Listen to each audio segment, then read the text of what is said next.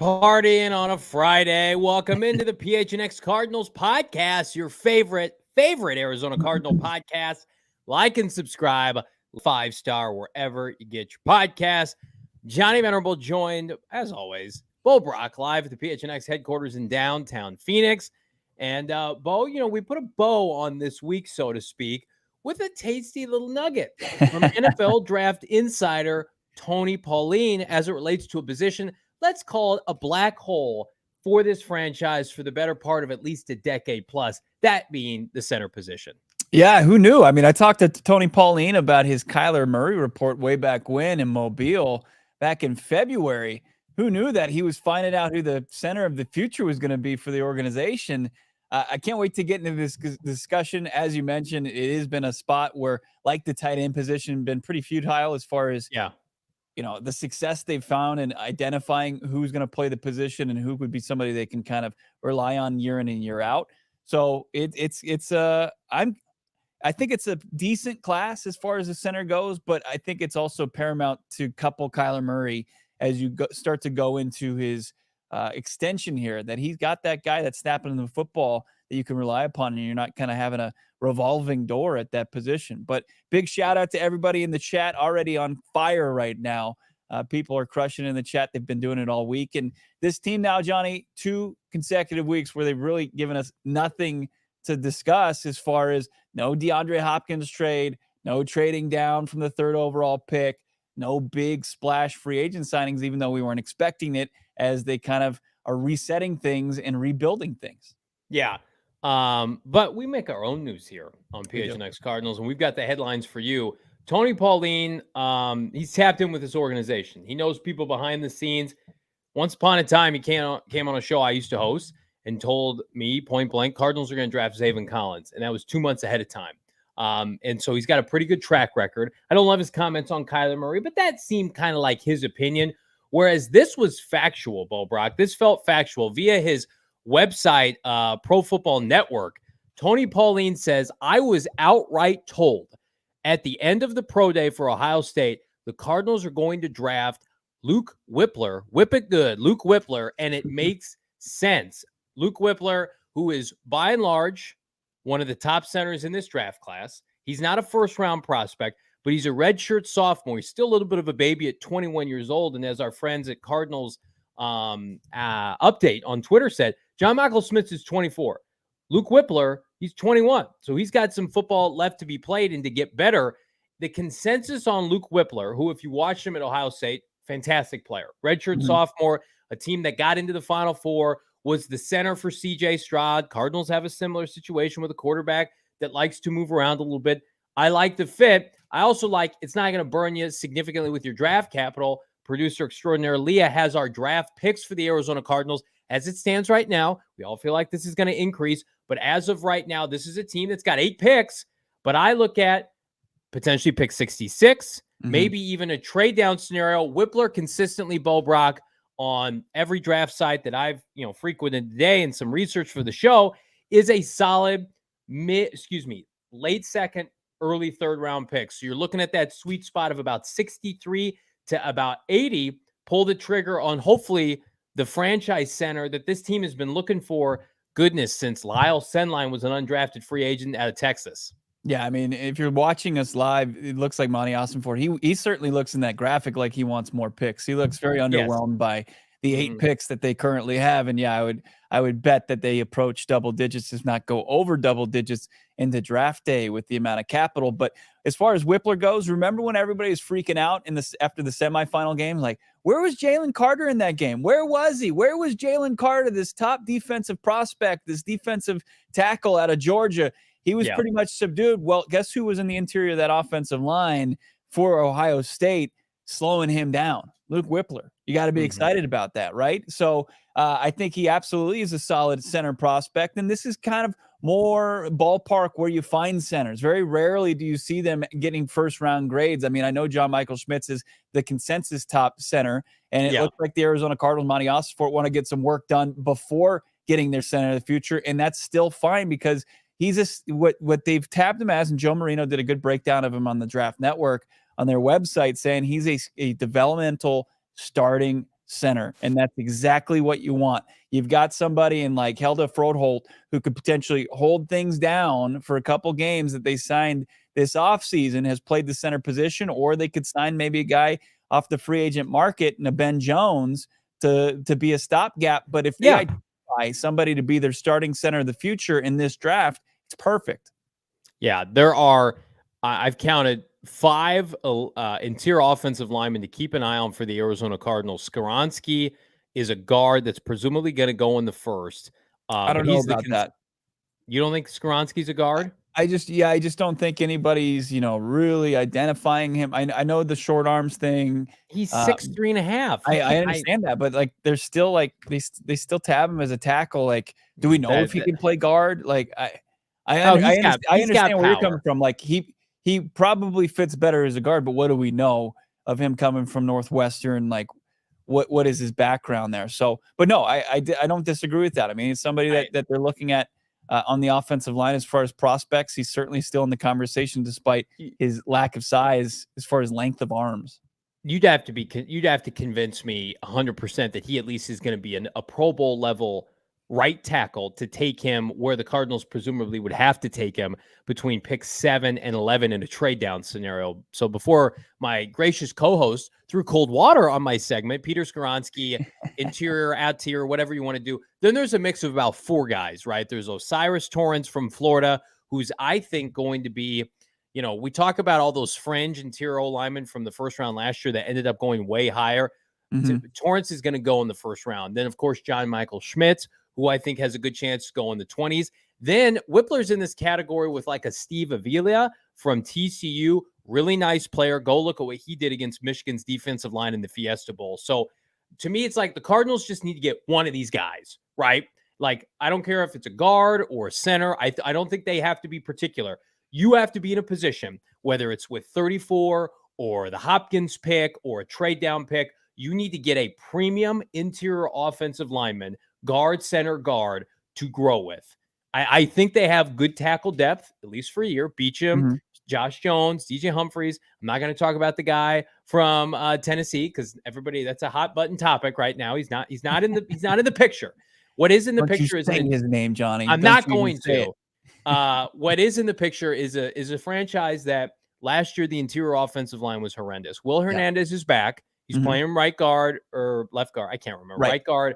And should be fine, right? They don't have a center, and they don't really have a left guard. So for me, it's like you got to go. Rodney Hudson once upon a time was a 3rd-round pick.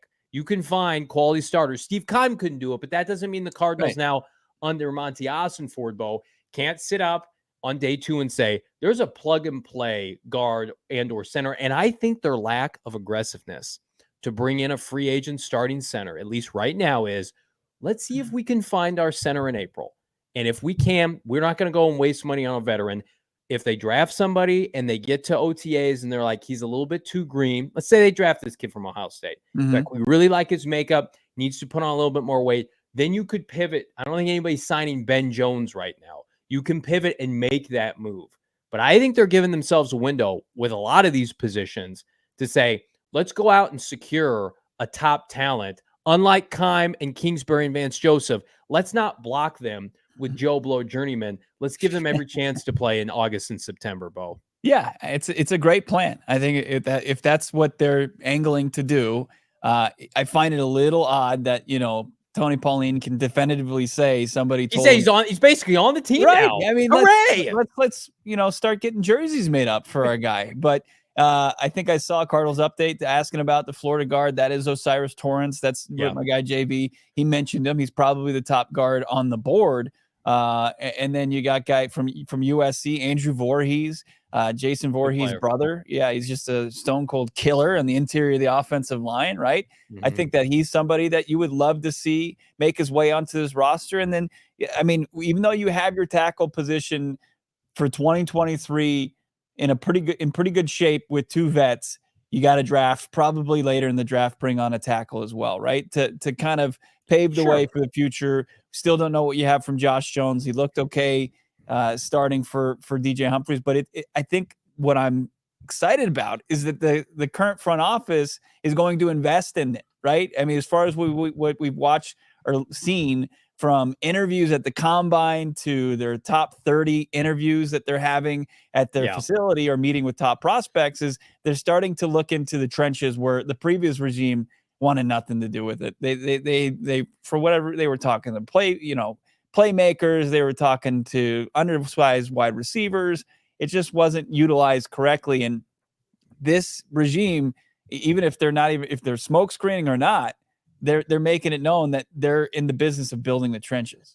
You're telling me Luke Wypler is not going to also play slot corner? That's interesting. That's an interesting development. Tweener is a word that we can legitimately light on fire here with the Arizona Cardinals. We're Hot Ones right now, Agent 47. I'm Paul Rudd, and Johnny's the host from Hot Ones. Look at us. We're talking O-line. We're talking trenches in NFL draft for the Arizona Cardinals. Look at us. It's beautiful. That's right. What else is beautiful? $4.99 super chat from our guy B Money. Money boys, what's up, B Money? Thank you for the super chat. What free agents do you want to see the Cardinals sign before another team takes them off the market? Well, I mean, I don't want to say we're scraping the bottom of the barrel. We're beating men, B Money. We're just beating down into give me a Rockyasin or something. Isn't that just depressing? It's like, give me a Rockyasin at the cornerback position. Just give me any. I mean, we're going to get into it. Like they're all signs pointing to this organization. We talk about the trenches, but they're going to invest heavily in this defense through the draft, because when we show you what this team is being graded at on the defensive side of the football, you're going to spit out your Four Peaks beer. It's unbelievable. We'll get to it later, but don't worry about it. Anybody stand out to you as far as the free agent market right now, Johnny, that available that they haven't scooped up? I like to put my goods out at gophnx.com like I did the NFL Combine when I said this team's going to sign Kazir White, and then that's what happened. I don't have Joshua Dobbs was who I thought they were going to sign as a quarterback. So I'll be transparent with everybody. They like Joshua Dobbs. He played for Tennessee last year, where Ossenfort was from. He also knows Drew Petzing. He spent some time with Cleveland. I don't know why they didn't pull the trigger on Joshua Dobbs to be their starting quarterback. This situation with David Blau and Colt McCoy, to be honest with you, and I like everything they're doing, it's a little bit concerning. I don't want to see Colt McCoy or David Blau next September. So my want is go get another quarterback before you draft one in the middle to late rounds in the NFL draft. I don't know the status of Colt McCoy. I saw Rondell Moore posting videos with he and David Blau. That makes me kind of sick to my stomach, frankly. I don't want to see that. With all due respect to those two players, get away. I thought David Blau did a nice job at the end of the year, but he almost fucked up our vibes trying to get the third overall pick. So David, you don't want him to come back? Like I've had enough of you, Davey. He nearly played too well, but that was he didn't follow the rules of Johnny Venerable at the time. Because he did follow the rules. You know who followed the rules? Michael Bidwell followed the rules. He's like, you know what, DeAndre Hopkins is to get you on the inactive list. Let's check that box. It makes me feel foolish because I was like, there's no way. I mean, we've seen the last of Blau. The Magic Man. It was it was come in and then a disappearing act afterwards. We cut an Instagram reel that we put up, and then we thought it was too mean, so we took it down. Right.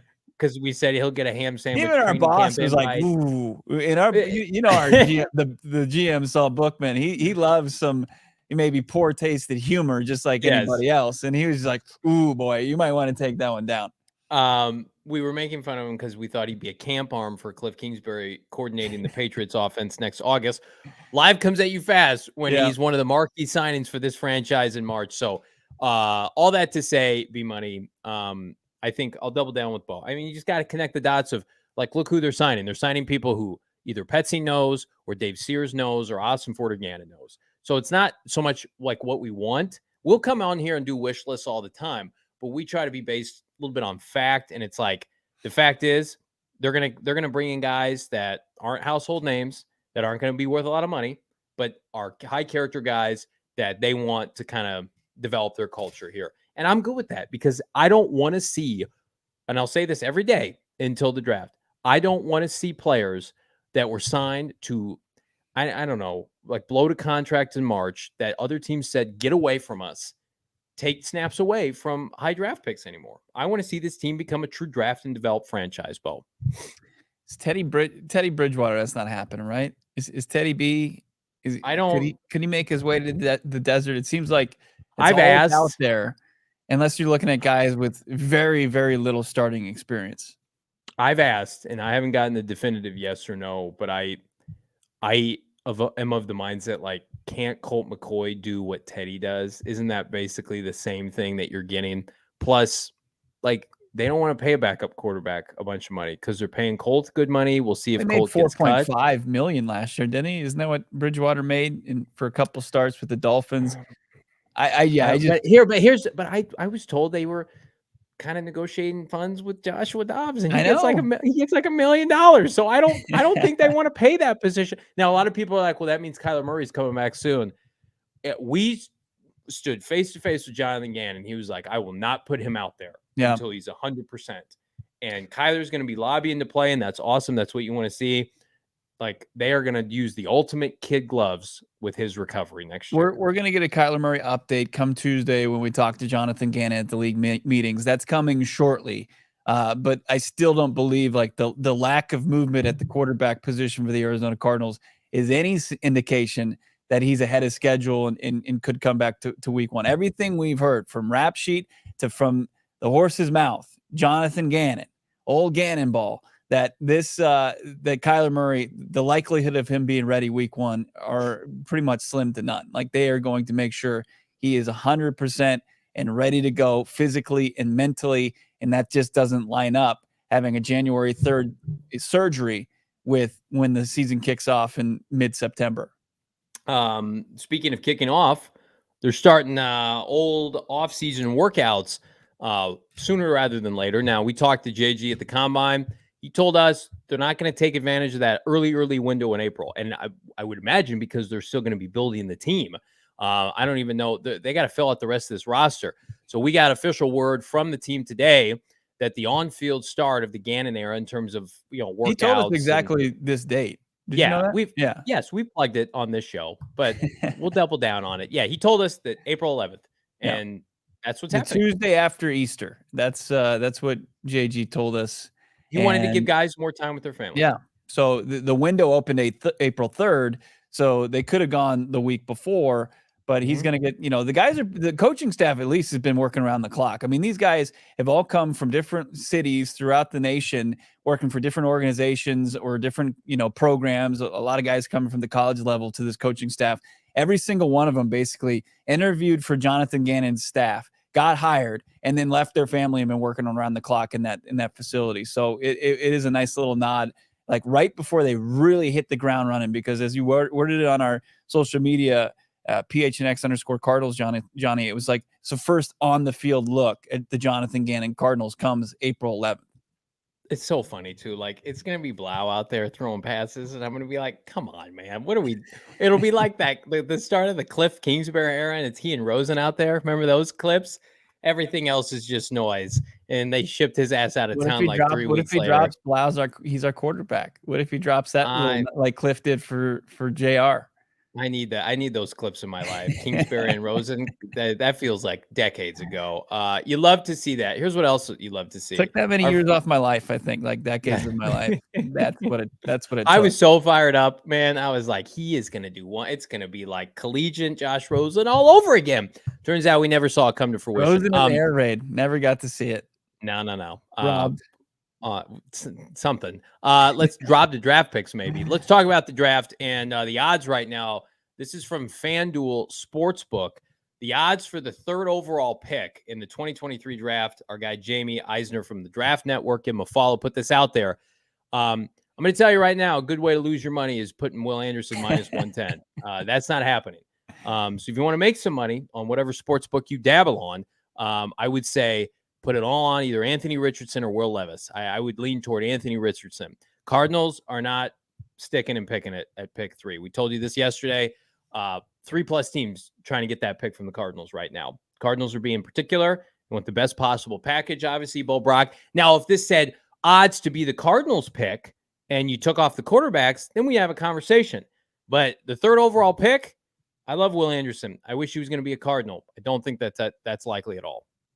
Why do you think that these odds are like, obviously to get people to bet the most money possible, right? They just see, hey, as it stands right now, you've got Carolina traded up to 1. You've got the Texans taking a quarterback that the Carolina Panthers don't take. It seems like it's going to go Stroud, Bryce Young, and then people are just saying, okay, Cardinals, if they stick and pick, it's Will Anderson. It seems like it's easy money in making that selection because it seems like Anthony Richardson's the right play there, isn't it? I'm not going to say I'm smarter and we're smarter than sports books, but I do think that there's like there's definitely not. Look at I almost say yeah. The receipts there do not back us up, right? I think they want people to put money on Will Anderson, and they want people to say this is an easy bet. Minus, I can get I'll put $500 down. True, Agent 40 is it? I haven't seen that. And the odds to trade down is minus 1,000, or is he? Then you better figure out your old 401k and start to dabble. I'm not. Listen, that's not good value there. I mean, there's no point in betting on that. Oh, I read it as plus 1,000. I'm sorry. Oh, sorry. Yeah. If it was plus, I didn't see that in the tweet. I'm surprised they didn't put that in the tweet, but I guess they don't care who the team is, and that the team wasn't the Cardinals in that. But right, Cardinals are going to trade down. They're not going to make the pick at 3, and Will Anderson is going to probably get picked before they pick again. And no one's trading up to 3 for Will Anderson. Why would somebody trade up to 3 for a linebacker? I love Will Anderson. If he was good enough to trade up for, the Cardinals would just fucking draft him at 3. It's great, but I feel like I'm taking crazy pills. Is Will Levis pro day presumably went well? I haven't heard that it was poor, but like, did you guys see CJ Stroud the other day? Locked up the number 1 pick. Bryce Young, a lot of people think, transcendent player. Anthony Richardson is you talk about what Anthony Richardson is made for. He's made for draft season. On the field tape, leaves something to be desired. You put him in shorts and you get him around, scouts and coaches. He is a monster. So the Cardinals have set themselves. They know teams can't help themselves. Teams like the Raiders couldn't help themselves. No, like Anthony Richardson. You think the Cardinals, who are sticking back, not signing anybody of note outside of Kazir, our guy, and Zach Pascal, are going to sit back and take a player at 3? No, they got to fill out this roster. They want double-digit picks, as Bo put at the top of the show. Look at if their actions were, we're going to take a player at 3 and not trade down, they'd be filling out this roster. They'd be spending all this cash. They're not doing that. They're trading down. They want somebody's 1 this year. They're 2, they're 3, they're firstborn. They're 1 next year. They're 2 next year. They want to have about 10 top 1 to 3 draft picks in the next 2.5 years. They want to load up, and they want to flip this roster so nobody recognizes that it's got the worst defensive line in the NFL. How dare you? How dare you point that out? Mike, they do have plenty of picks, but they're not premium picks. Yeah, they're not premium. What do they have? Choice picks. 2 top 50 picks? Like the Niners have great draft value because they've smartly, developed people. They've earned those picks. The Cardinals, the only thing they've earned is a top pick in every round. Typically, Bo, what do they say? Your team is built on day 2 of the draft. Yeah. We talked about it in our show meeting today, our beat meeting. Like the Cardinals need to come out of this draft with about 2 2s and 3 3s. There's 5 players that are cheap that should all be starting next year. There's 5 new starters, not even counting whomever they take in the first round. It's 11 on 11. You're chipping away at all the gaps on this team. 5 new players making no money that have high upside. Are they all going to hit? Probably not. But it increases your chances. David Johnson, John Brown, Tyrann Mathieu. You find these guys, Budda Baker on day 2. And then hopefully you get a Pro Bowler on, 7, 11, whatever you take in the first round. What I'll say, they don't have enough quality picks. They certainly haven't. They have they have 8 picks, and they're probably going to, like I said, they're going to hit double digits. With the trade down, you'll easily get there. You trade DeAndre Hopkins, you get 1, maybe 2 picks.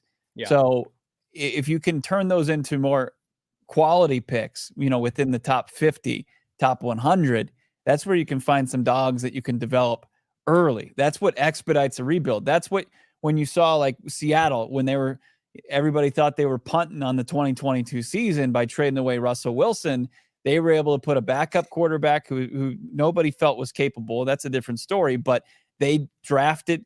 I mean, they nailed the draft. And they nailed, 1 through 4 as far as the rounds, as far as guys that were going to come in and immediately get playing time. And they were able to kind of put their feet to the flames and develop early because they didn't really have anybody else that they were going to give playing time. So it's like you saw the guys, the big tackle from Texas A&M, Cross, get some some valuable time there. You saw the corner from UTEP come in there and immediately make an impact. So it's going to be the same opportunity for the Arizona Cardinals and the draftees that they have. They just have to nail it. Like Monti Ossenfort has to be on his game from his very first draft to really kind of kickstart things.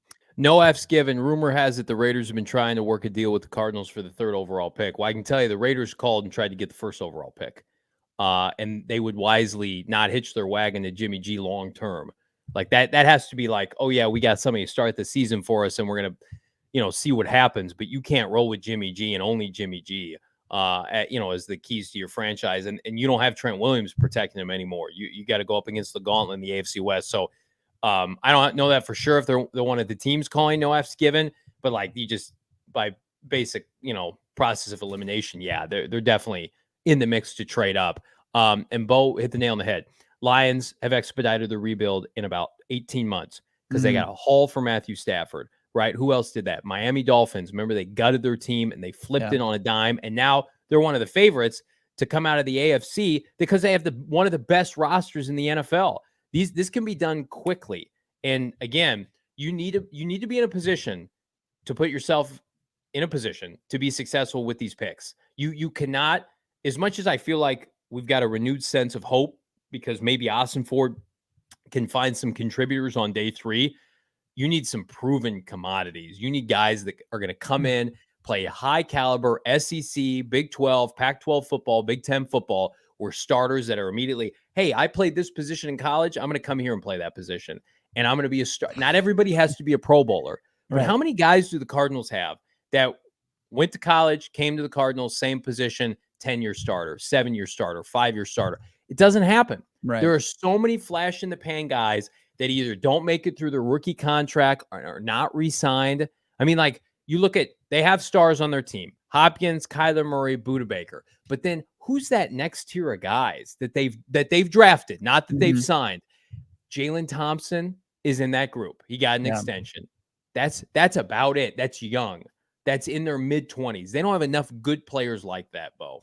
Yeah, and that's what this offseason's about, potentially hitting on those guys, but also setting yourself up draft capital-wise, cap dollar-wise for 2024. So in identifying who could be those guys early on through this draft. So you've got to put yourself in a better position to do that with maybe some higher picks. So where they stand right now, as we showed, the draft picks that they had, it's like you've got 3, you got 34, you got your 3rd round pick. If you can add somewhere in between there, and I think that Monti Ossenfort, his batting average and his swings that he's going to get it up in his batting average are going to be great. So that's what this, time between now and April 27th in that 3-day period for the NFL draft, that's what's going to be so key for Monti Ossenfort is to accumulate that draft capital with the few assets that he has, the 2 main assets he has, DeAndre Hopkins and that 3rd overall pick trading down. I'll tell you who's got some assets, our friends at Circle K. We're so excited to partner with our friends at Circle K. Check out your local Circle K, Bo, for the best coffee, the best beer, the best snack selection, premium gas. Listen, if you're watching this, God bless. Thank you so much. If you're watching college basketball this weekend, pop over to Circle K, load up Red Bull, Monster Energy drinks, Polar Pops, iced coffee, 12 packs of Four Peaks beer. Whatever you want to do it at Circle K. Premium gas at not a premium price right now. Again, check them out. What you got to do to find your nearest Circle K, go to circlek.com/store locator to find the nearest Circle K nearest to you. We've got the tea party tonight that we're going to talk about. I got to get gas on my way out of the Copa. I'm going to Circle K. I got my membership card. I'm ready to rock and roll. I acquire points. I'm taking money off my gas every time I go, and I'm loading up on Circle K snacks and goodies. Always clean, always convenient. The premium convenience store of the Valley. We like to think we're synonymous with Valley Sports here at PHNX. Convenience is synonymous with our friends at Circle K. Check them out again, circlek.com/store locator to find the most closest Circle K to you. That was a truly professional read there by my guy, Johnny Venerable, about Circle K. And you know what? When you're in there, maybe not for the tea party, there's going to be plenty of Four Peaks beer there, but grab yourself some Four Peaks for later at Circle K, Johnny. head over to Four Peaks, hang out this weekend or tonight. If you don't go to the tea party, go watch the remainder of the Sweet 16. My God, the games were unbelievable last night. Probably going to be great tonight and tomorrow. You got the Elite Eight tipping off. Why not go to Four Peaks and enjoy the atmosphere, enjoy the food, and of course, enjoy that sweet, sweet nectar of the gods, that brewed on location beer that they have on their H Street location. It's unreal. Kilt Lifter, you got the #1 wheat beer in the state of Arizona, the Wow Wheat. Doesn't get any better than that. Plus, all their IPAs and their bourbon barrel aged beers that they have are so smooth. They're so good. You got to try them out for yourself. And there's still time for the spring brewery tours that they have going on throughout the remainder of March, up until, obviously the teams break north, east, west for the MLB season to start. Only a few more days remain, but you can get yourself Florida Baseball Adding. You got $25 tickets for their spring brewery tour. It includes a brewery tour, beer samples, mainstay pint, brat, and chips, and a clear bag with more Four Peaks swag. Tough to beat that for $25. Check out all their upcoming events, fourpeaks.com/events. If you're enjoying the beer, you got to be 21 years or older, but if you are going to have it at all, enjoy it responsibly. It wouldn't be a PHNX Cardinals show if we didn't talk about some bullshit with DeAndre Hopkins. Not D-Hop himself, but another, I don't want to call it a bogus report, but something that I'm not fully wrapping my arms around. Brack, Jeff Howe of The Athletic, does some good stuff. He's got 150,000 Twitter followers. He's being told that the Cardinals, the Arizona Cardinals, our Cardinals, have made calls out to other teams regarding trading away D-Hop, but NFL teams view it as a salary dump by which Arizona could reduce their trade offers for him. The Patriots don't plan to pursue him. I'm going to say anymore if that's true. They had pursued him, but he's basically, Jeff Howe of The Athletic is saying that no one wants to take D-Hop because the Cardinals are looking to unload his salary, which is the biggest crock of shit. The Cardinals want draft capital for DeAndre Hopkins. The Cardinals have the 4th most salary cap in the NFL. Why, if this was a salary cap move to unload his money, why, and just take whatever, how would that be good business? Wouldn't you rather say, I'm going to take on some of his money and keep it as dead money so I can get a better pick? I mean, I've never heard of it, and we talked about this all week. I've never heard of it phrased like an advantage for the Cardinals. Well, who's phrasing it for? Who's doing the phrasing for him? If you know any, if you dive into who Jeff Howe is, what team did he cover for most of his career before becoming a national NFL reporter? I'm not sure. Who is it? The New England Patriots. Oh, just like our guy. The New Albert England Breer. Patriots, what do they want from DeAndre Hopkins? They want that price to come down. So if they feed Jeff Howe, if one of his sources, and I'm sure it was from one of his sources from that organization, is saying, hey, this is just a salary dump and we're not going to give them anything of value, that's because they want to take that value down and they want to take the Arizona Cardinals leverage completely out of this game. So yeah, I mean, and we've seen that with Albert Breer, where his sources with the New England Patriots. New England Patriots, like, it's no secret they're interested in D-Hop right now. They want him, but they don't want to spend what it's going to take to do it. So if that takes them out of the ballgame, fine. At the end of the day, they're going to be the team that's left in the dust as far as trying to acquire DeAndre Hopkins. Because Aaron Wilson, another NFL insider, he covers the Texans too, but he does cover, the NFL nationally. He went on like Buffalo local sports radio and was basically saying, yeah, the Bills are big-time players for DeAndre Hopkins. The Chiefs, they're big-time players for DeAndre Hopkins. If the Pats want to get into trying to play this out publicly and drive the price down, they're going to lose out to two teams that are already better than them that are going to get even better. The rich are going to get richer here.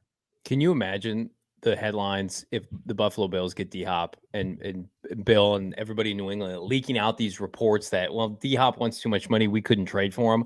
My God, it's going to be a bloodbath. I'm all here for it, by the way. Listen, I have a vendetta now against New England writers because this whole thing is out of control. You've got D-Hop coming and saying, I will restructure my contract to play for a winner next year. The Cardinals are in a position to deal him for a premium pick. And you got people out there saying, well, the money's a problem. I don't buy that. The Cardinals already have dead money. What's a little bit more dead money? It's not prohibiting you from signing somebody that you want this year, and certainly next year, it'll fall off next year. It's not adding up. The Cardinals are out there signing the Javon Hargraves of the world to these bloated contracts where they're front-loading cash and they need disposable income and equity right now. It doesn't make any sense.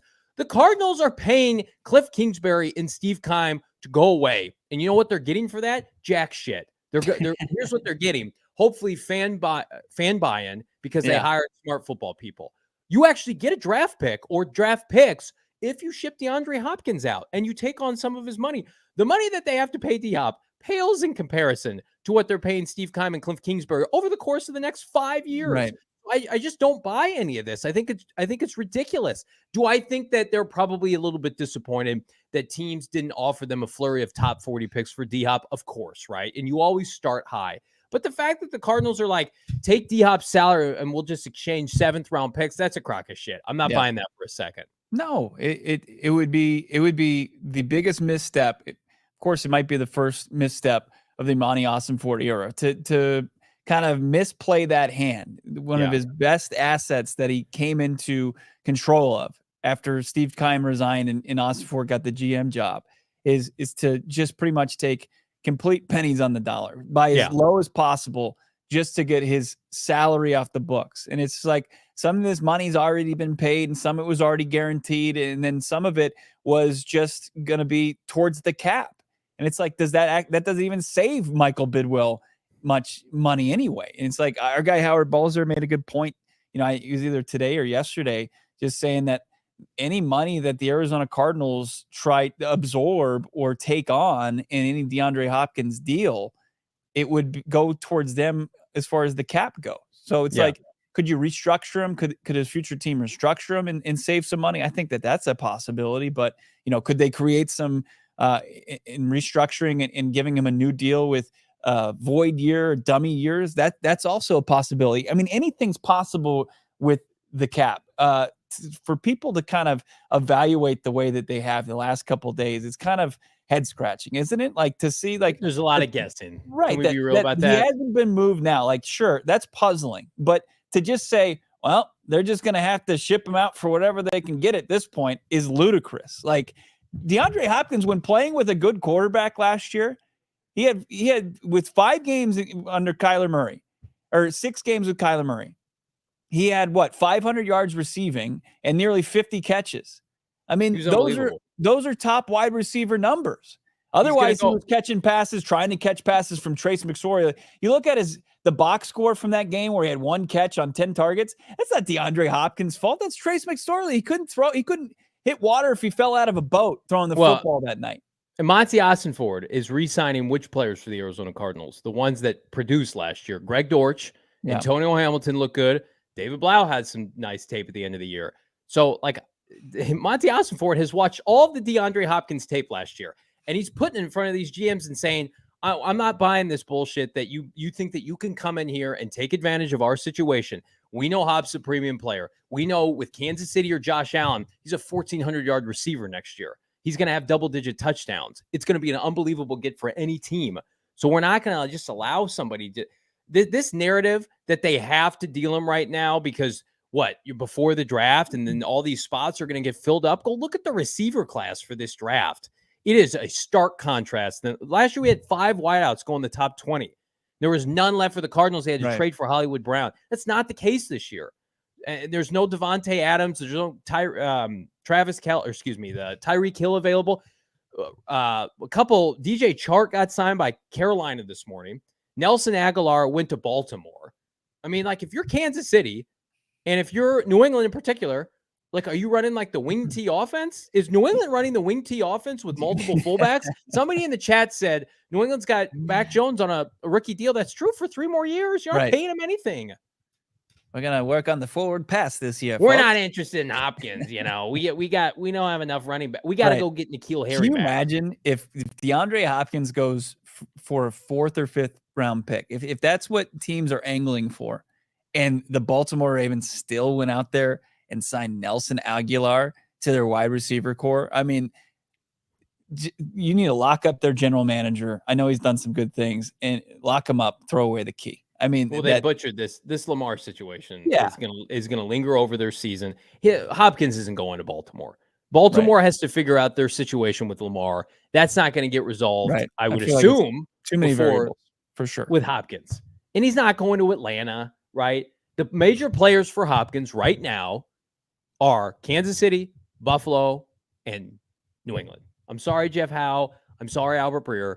New England is still in it until Hopkins gets sent elsewhere because there's New no one England else. has 11 picks. I think they have like 3 fourth rounders. Would you take every single one of those fourth? Would you take 3 4s for DeAndre Hopkins, or is that too low? No, that's too low. Okay, all right. The conversation starts with a Vegas has 12 picks. Does that make sense though? Why wouldn't it? Well, they got rid of Waller. Mm-hmm. I don't know. I mean, I think it's the same situation's kind of meh. I mean, but they're buying into Jimmy G. Mark Davis doesn't. He's got Bidwell vibes where he doesn't have a lot of. He's like the poorest owner in the NFL. Now he's starting to get that Vegas money in there, but he's somebody like he doesn't have a bunch of money in the equity, or he doesn't have a bunch of disposable income to front load contracts. And then they say like they had to cash out a bunch of bonds or something with the Gruden deal. Like he figure it out. He's kind of a cash money on haircuts the last couple of years. he's golden. He can make that work. I'm not trading DeAndre Hopkins without a top 100 pick. Okay, I'm just not. I would tell everybody to get the fuck out. I'm sorry. That's me. Hopefully that's Monti Ossenfort. Be Monty's gatekeeper. It's like, hey, you got anything in the top 100? If he hasn't traded him yet, that's go fuck yourself and then hang up. Right.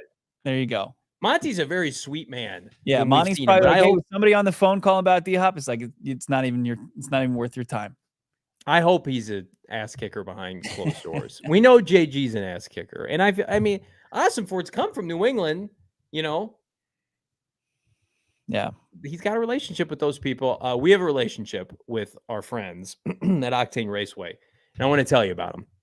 So right now, perfect opportunity, spring training for Octane Raceway. And right now, they have daily specials on anything that you want to do. Octane Raceway, there's nothing like it in the Valley. It's the ultimate place for fun for both kids and adults. As the weather starts to heat up, that's where I want to be. Go-kart, racing, bowling, arcades. I take my 8-year-old there. We have a blast. $15 unlimited fun pass on Mondays. Listen, it's tough on spring break with these kids. It's going to be even tougher with summer vacation around the corner. I'm basically going to be living, when I'm not living in Maricopa, I'm living in Octane Raceway in Maverick. Tuesdays, you get 50% off taco trios. Hell yes, a little sour cream action. Wednesday, Winning Wednesday, half price arcade games all day long. And then for the grown-ups on Thursday, maybe a little Four Peaks action, big bucket Thursday of beer, just $20. Again, if you've not seen our footage on our YouTube page, when we went to Octane Raceway and we all got smoked by Frank Sanders in the go-kart action, check that out. The great Frank Sanders. Book some fun this spring at Octane Raceway in Maverick. Again, go-karts, virtual reality, laser tag, axe throwing. We know our guy Howard Balzer loves some axe throwing. Bowling, arcade, great food and drinks. They got it all. And get this, if you've been to a spring training game here in the Valley, keep your ticket stub. You go into Octane Raceway, you get a free $10 game card. Supporting spring training, supporting Octane Raceway. Check them out, octaneraceway.com and maverick.com to learn more, Bo. It's a bullseye every time Howard eyes up that axe. Just slinging them. Just a madman out there. That's right. If you aren't, when you're not at Octane, you're plopping yourself down on a very comfortable piece of furniture in the Venerable household. Yeah. For more furniture, you know very well. We got producer Leah pinch hitting today for producer Emma. She's got a brand new abode, nice house that she's putting in all new more furniture in. I've got weird. I haven't been invited over yet. Cool, Leah. The Brack household. We are a more furniture family. I can't wait to just be on my more furniture couch all weekend long watching the Elite Eight. Can't wait for it. You need to get yourself some more furniture as well, because you can have it custom made. They've already got, in their showroom, some great stuff that you would like to have in your condo, your apartment, your house, something that's going to make it look great. Get that perfect feng shui that you need. And you got to check them out, morefurniture.com. Morefurniture.com. You can talk and chat to anybody right there, or you can go to their brick and mortar store, 44th Street in McDowell. They got the whole showroom there. Can't go wrong with More Furniture. They got the white glove delivery. I utilize it. I think Leah talked about how she used it. I don't know if they deliver out to Maricopa, Johnny. They might have, or did you have to meet them like halfway? Did they I had to travel by horse and pick up my coffee table, but it was worth it. But they make everything else around the Valley work out with their white glove delivery. It's well worth it. They'll deliver it to you. They'll set it up, put it exactly where you want it. Check it out. Morefurniture.com. Save big on the best furniture in the Valley when you head to morefurniture.com. Twitter.com. Speaking of websites, Johnny, I was on this website, Twitter.com today. Oh, familiar. And, yeah, have you checked it out? I think it's going to be pretty big. I've heard about it. There was a Twitter user named Mike Clay. He works for ESPN.com. He does great work. Put together a chart for both offensive and defensive sides of the football around the league. And he started. Oh, how the Cardinals do. Position group. The offense not so bad, but I think I asked him because I was just a Twitter user like yourself. I asked him if he factored in Kyler Murray's injury. Never heard back from him, but Appreciate it, Mike. I was preoccupied by that until he put out the defensive rankings, and that's where I was kind of aghast. Look at these defensive. My eyes. Look at these. The Arizona Cardinals checking in a lot of red on the Arizona Cardinals as far as their defensive uting ratings go. The defensive line 0.1, Johnny. I don't know. As you pointed out, that's barely registering. A 0.1, that's the worst in the league. Their edge, 0.4, that's third worst in the NFL. Their linebacking, thank God, they've invested 2 first-round picks, and they just signed Kazir White. Linebackers getting a 2.4. That's pretty middle of the road. And then you go back down. 0.3 for the cornerback room. That's second worst in the NFL. And then their safeties with Budda Baker and Jalen Thompson. I was a little kind of surprised by this. I thought they were a little bit undervalued as the safety position. But, just above middle of the road there. Second worst ratings in the NFL. Here's the caveat. Here's the kind of shine this turd here a little bit. The Rams are the worst. You think the Cardinals are bad. Aaron Donald gives their defensive line a 2.8, and then across the board, they're 0.1s at edge, linebacker, cornerback, at safety. At the bottom of this list, look at the Rams. They are just atrocious on defense, according to Mike Clay. I could name a back 7 player for the Rams right now. So that's pretty on par. I love this for a lot of different reasons. The Cardinals, I've been saying the Cardinals have the worst defensive line unit in the NFL and one of the worst position units in the NFL. You look across this rankings on the defensive side for these teams, you can make an argument, some people have some holes. There's not a worse unit, I think, than the Cardinals defensive line. There's nobody right now who is a starting caliber defensive lineman for this team. And so you got to go out and find some people. That's why Ed Oliver has been rumored to be a trade partner with the Arizona Cardinals coming back from Buffalo. Don't make that face. Rashad Lawrence, I think, is a starter, but he can't stay healthy. So I'm disqualifying Rashad. Lecky Fotu's a backup. Ledbetter. You're making rules now. You're making up rules. I'm telling you I think Rashad what Lawrence I believe. It's a very serviceable. I said he's average. A starter when he's healthy. He's not healthy enough. Lecky Fotu's a backup. He should not be a starter. He was a starter last year on a bad team, and we did not have good results. Yeah, that's playing next to Watt. No, Allen. I mean, look, the defensive line. They added Kevin Strong, who was a backup player for Tennessee last year. Yeah. Who is the most recent addition to the defensive line? Ledbetter is back. Yeah, Jonathan Ledbetter was back. It's just like he was a backup player, is a backup player, and they're gonna rely on these guys. I hope not for. That's why I believe that this is a true sign that this team, this draft, is going to invest heavily, especially in those very thin positions, the defensive line and the cornerback room. I mean, it's pick at a 34. necessity. Pick 34 is I'm going to predict right now it's going to be defensive lineman. If you can get a premium one there, the Brian Breeze kid from Clemson, there are a couple other guys that could be a 15 pick. So you think so? He's moving up a little bit. Yeah, I mean he's been projected as high as a top 10. I just think it's tough, but it's a good draft. I think you could certainly find a starting caliber guy that you can start developing right away on the defensive line that in a rotation can get big snaps. Ed Oliver, Bo, what's your beef with him? We got people in the chat saying, "What's your opinion on Ed Oliver? Why is that a problem for you?" I think he's a fine player. But if it takes away, if we're talking Ed Oliver in a package with a pick for DeAndre Hopkins, if bringing Ed Oliver lessens the round pick that you get for DeAndre Hopkins, it doesn't make sense to me because Ed Oliver wants to get paid. And Ed Oliver's resume at the NFL level, it's fine, but do you want to lock into a multi-year extension with the guy from Buffalo, who I would say, is where he was drafted? He probably hasn't lived up to those expectations. I mean, it'd be great for a player to come over and be a one-year guy, I don't think he would sign an extension. I think he'd probably want to play the market next offseason. So it's a potential 1-year rental that would lessen the highest pick that you could get for DeAndre Hopkins. And I don't think that's worth it. I'm going to give you a hypothetical trade right now. I know where I would go. Hopefully you know where I'm going with this. Player for player. You call up Brandon Beane, Buffalo. Let's say you don't get the Hopkins deal done with Buffalo. You trade him to Kansas City or whomever. Isaiah Simmons straight up for Ed Oliver. Do you do it? I don't know. I just don't know what the point. It's rearranging furniture. I don't know. I just don't think that's the same draft, right? Yeah. Was it 2020? No, I'm sorry. Ed Oliver's in this 5th year. Yeah. He was a year before. No, he got his 5th-year option picked up. He did. But no, I don't think so. No.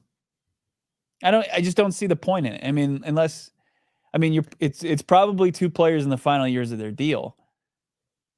That's what I'm saying. I don't think either one is going to be on the team next year. Can I say I'm indifferent on that? I really don't. I wouldn't make it. As far as the difference, Ed Oliver could probably be consistently on a down-to-down basis make more of an impact than Isaiah Simmons, right?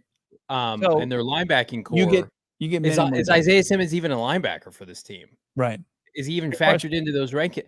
Kaiser White and Zaven Collins are your linebackers right now. And you can go find a Sam or Will linebacker, depending on what Kaiser is going to play in the draft, in free agency. Go sign somebody. They have no defensive lineman right now. I would say Ed Oliver is even if it's slightly, he's an above average defensive lineman. He had 4 sacks last year. I think the ceiling remains higher for Simmons, no doubt about it. But unless you know how to kind of tap into it, which the previous regime coaching staff only could do it on, like, he made 3 game-changing plays last year. That's undeniable. I mean, he won the game in Vegas, nearly won the game in Minnesota.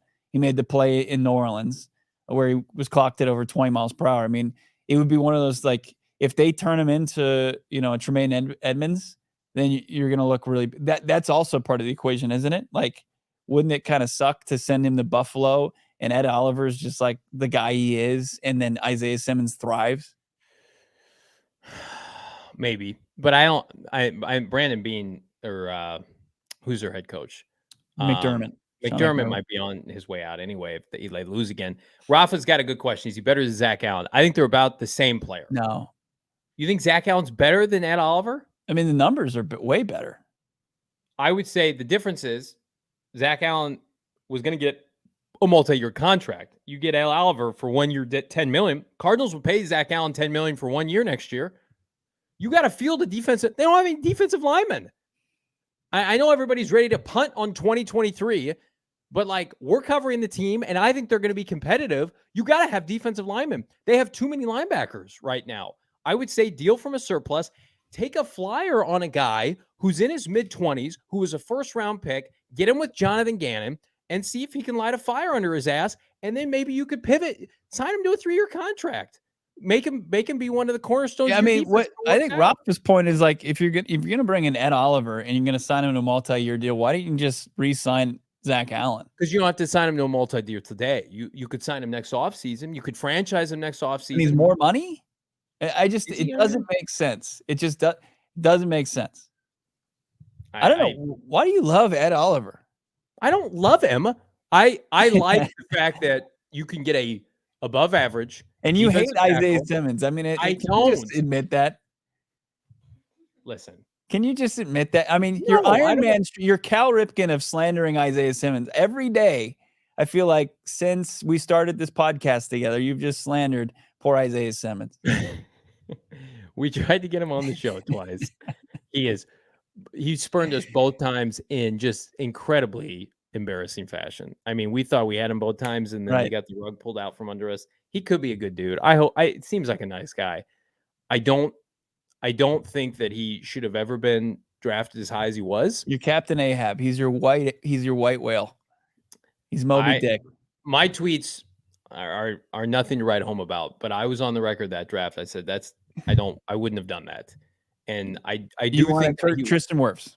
Correct. But I do feel like with different coaching, he probably would have been more productive and would have had his 5th-year option picked up.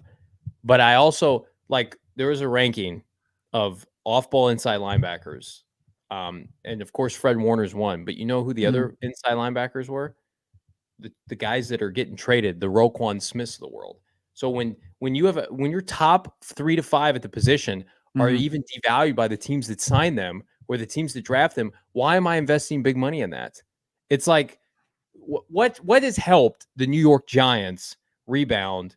They went out and they traded for Leonard Williams, and everybody's like, that's not a great deal, and he's been productive for them because you need defensive linemen. Like, do you need expensive off-ball linebackers? Cardinals have no defensive linemen. Look at that graphic. Can we pull up that graphic again, Leah? A 0.1. That's like me out there at OTAs. That's like me. You might as well have me and Bo out there flankering at 3 technique for the Cardinals. We got Majay Sanders and Cameron Thomas on each side of us, and there's Bo and I, 0.1. You can get that on a T-shirt, and people are like, "Well, we gotta leverage Isaiah Simmons. Don't trade him for Ed Oliver." I'm trying to win games this year. I will say this: Mike Clay did these rankings before, and at one point he gave their tight end room a 0.1. It was equally as atrocious, and the room was at the time. And then they were, Max Williams emerged, was able to make more plays. He was obviously solid in the run game before he hurt his knee, and then they got Zach Ertz, and immediately became kind of a strength and you can change that, and one player can change that, and I don't think it's Ed Oliver. I would much rather roll the dice on a draft pick, and I just don't want him to lessen any draft pick you could get from Buffalo. I just don't think that the Arizona Cardinals are in the business of bringing in guys on a contract year that they would have to spend future monies on. That's fair. In the short term. Good question. Sam Janice 1. Holy shit, why wouldn't we draft Will Anderson? Looking at that, well, Will Anderson plays defensive end, outside linebacker. So, yeah, I mean, their edge isn't great either. But what was their edge again? Was it a 0.3? Yeah. But Majay Sanders and Cameron Thomas. That's just the step up of me and Johnny out there. It's just the step up. It's Majay Sanders and Cameron Thomas. That's what it is. It's because we have no effing clue what they're about, because Vance Joseph would not play their asses, even though they were playing for nothing. Make him the head coach. Make him the head coach. You don't understand what you're talking about. But yeah, you don't get football. Will Anderson, that number, that goes up at least a point, if not a 1.5. I mean, that puts them in a really good spot. I heard if they draft Tyree Wilson, they actually lose a point. Is that true? Stop that. How dare you? Young man. We're having so much. He just got cleared to work out. Didn't his great. His doctor just gave the green light.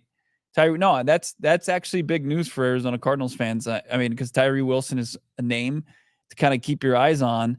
According to his physician, it says that he's medically cleared by renowned foot specialist Dr. Robert Anderson. He said Anderson advised Wilson not to sweat while his incision heals, so he won't work out at Texas Tech's Pro Day next week, but he plans to hold a workout for teams in mid-April, and you can bet your sweet ass that the Arizona Cardinals are going to be there. Bet that sweet ass. Bet that sweet ass. We'll just be injecting those sweet Texas Tech Big 12 highlights, baby, on draft night. Cue up those 7 sacks, Tyree. 7.5. Tyree's got a foot. He's missing training camp. The half is just like the half a point that your Mike Clay will give you. In the it will go in the right direction. It will trend in the right direction with Tyree Wilson. Tyree, my foot hurts. Give me my signing bonus. We're having fun on a Friday. We want to see you tonight at the PHNX Tea Party. We're literally gonna get ready after this, and then we're heading to Mesa Tempe to party it up at Dobson Ranch. $45 a person, or just sign up to become a PHNX diehard at gophnx.com. Get some money off. Bring the family. Bring the kids. Can I say something? Yeah. There's no Tempe. It's Mesa. It is in the heart of Mesa. It's Tempe Mesa. It is just like it couldn't be more Mesa.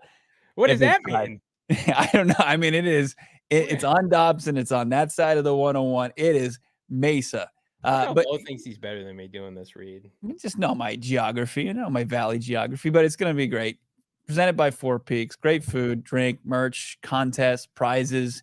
Johnny's going to be there with the fam. I'm going to be there with the fam. Be there, and Johnny will slander Isaiah Simmons right there to your face. Somebody watch my kids for me so I can have that sweet Four Peaks. Another week down. Another week where the Cardinals don't make any moves. But you know what? We're making moves. We got a huge announcement coming up next week pertaining to our draft party that you will not want to miss. Again, pencil it in, put it in pen, put it in a Sharpie. April 27th, that evening, you're partying with Bo and I here in the Valley. Get the sitter for the 2020 right now. Yeah. Get the sitter, get the dog sitter, get the kid sitter. The 2023 NFL Draft Round 1 with Bo and I live at a location to be announced, hopefully next week, because we want to party with you. Yep. It's going to be unbelievable. Arizona Cardinals, whether they're picking 3rd overall, not likely, or if they're trading down, they've got a couple picks potentially in the first round. We'll see. Can't wait to find out. But I'm talking to Jonathan Gannon next week. It's going down. He's going to be at the league meetings. He's going to be at the Swanky Biltmore Resort, not in Tempe/Mesa. It's in Phoenix. It's a great resort here in the area. You're repping Tempe Mesa. They're going to do about Maricopa. What does that mean? Maricopa is. They're gonna have the annual coaches photo. It's always hilarious to see, Andy Reid there in his Hawaiian shirt. But we're gonna figure out. We're gonna ask him more questions. What's the latest on Isaiah Simmons? What's the latest on Kyler Murray's rehab? We're gonna get a couple answers. We're gonna continue to move along these storylines by talking to JG next Tuesday morning, and we're gonna have all the takeaways right here on that episode of PHNX Cardinals. Of course, you got to make sure you're following us on social media at PHNX_Cardinals, Twitter, Instagram, and PHNX_sports. Follow Johnny Venerable. Follow me, Bo Brack. Follow our producer, Leah Merrill. We got Coyotes news all the time. You got to be tapped into that. Got some hopefully not so good Coyotes news exactly. right now. We got some better news hopefully coming. But, of course, you got to hit that follow button in order to do it. Thank you for a great week of shows. Another one on tap. And make sure you get those alerts set up because we could be dropping an emergency pod if news breaks over the weekend. But in the meantime, have a great weekend. See you at the tea party, and then we'll see you Monday.